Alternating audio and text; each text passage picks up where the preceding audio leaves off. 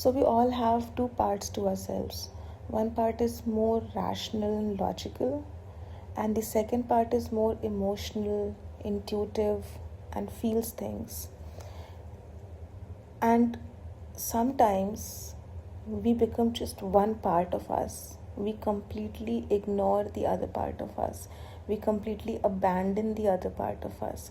We believe that logical self and the emotional self are opposites of each other, when it's not true. They're actually complementary. They actually work well when they work together.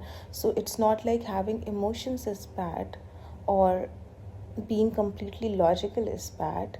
It's that if you're not using that one aspect to direct the other part, that becomes a challenge.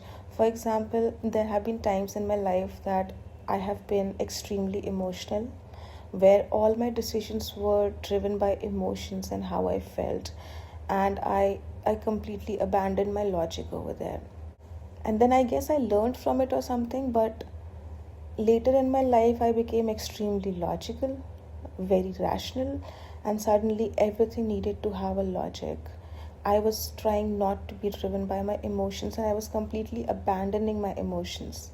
Now, what we learned about repressed things, repressed emotions and thoughts, is that they don't disappear, they go into our unconscious, and there they plan and plot against us and become very powerful, because they don't treat us as a friend, because we don't treat them as a friend.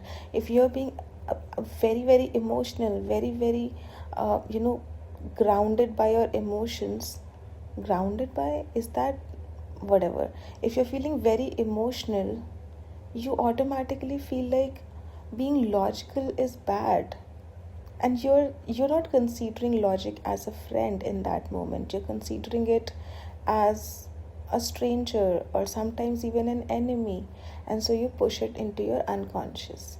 And now the logic sits in your unconscious feeling betrayed, that it was just trying to help you, and you decided to abandon it. So now that logic is in the unconscious, where you can't see it, it's hidden there, it can plan and plot revenge against you.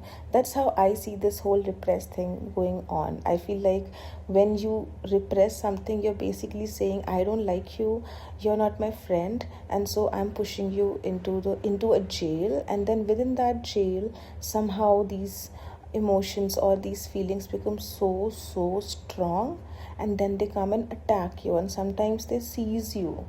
So phew, so that's the thing. Now coming back to the two parts, the emotional self and the logical self,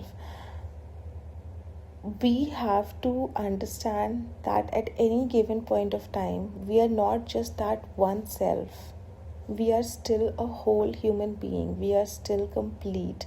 And being complete means holding every aspect of you together, not just the one aspect that you want, but all the other aspects, because they're still there within you. Just because they're not in your conscious, just because you can't see them right now, doesn't mean they don't exist. They still show up in very random behaviors, very random reactions, during conversations, during events, during bad memories, etc. So it still happens. They're still there.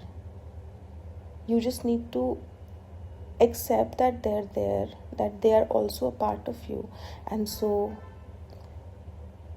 if you choose emotional self and completely abandon your logic,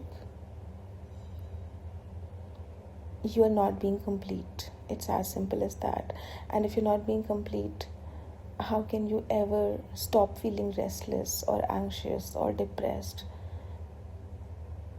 Being a human being is not just about being born, getting a job, buying whatever you want, if you can, because not everybody gets a good enough job to get whatever they want, for example me.